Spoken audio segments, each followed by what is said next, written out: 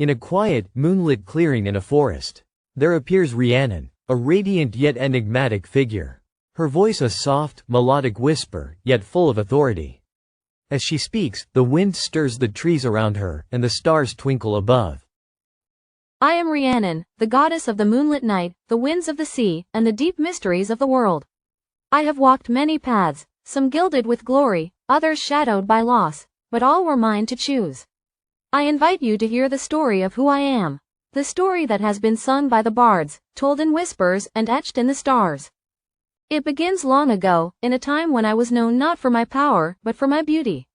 My name spread across the lands, but it was my grace that drew all eyes.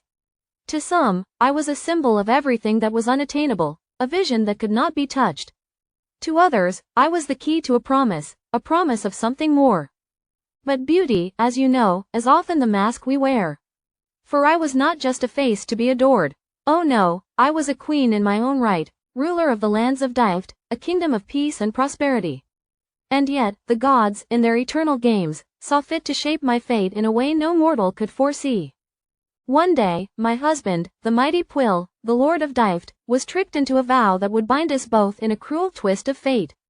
We yearned for a child, but the gods withheld this gift. Our hearts grew heavy with grief as the years passed, and still, I remained childless.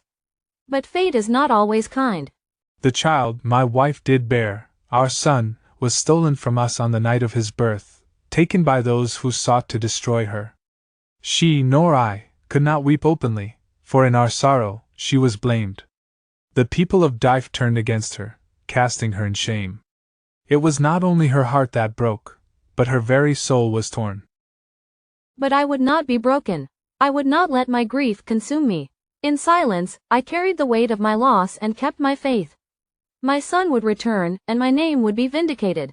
You see, the gods may play their tricks, but they cannot defeat the heart of a mother. And so it was. The gods themselves, in their arrogance, did not foresee my resilience. My son, my dear Pryderi, returned to me, not as a mere child, but as a prince in his own right, strong and wise beyond his years. My enemies fell before him, and the people of Dyft once again knew my truth. But even victory has its cost. In the end, I was no longer just a queen, a mother, or a woman of this world. I became something more. I became the embodiment of the moon's gentle power, the winds that guide travelers, and the mysteries that lie just beyond mortal sight. I am Rhiannon, a goddess who walks between worlds. A woman, a queen, a mother. I have loved, I have lost, and I have risen again. Perhaps that is the truest gift of all, to know that no matter what the world may throw at you, you will always rise. Remember, my story is not just mine. It is a reflection of every soul that walks this earth, those who rise from their trials and emerge stronger. For every challenge you face, there is a moment when you must choose to rise, to claim your own fate. And so, my story is your story too. The night is my realm, the stars my companions. In my heart, I carry the whispers of the world's mysteries. I am Rhiannon, forever unbroken, forever free.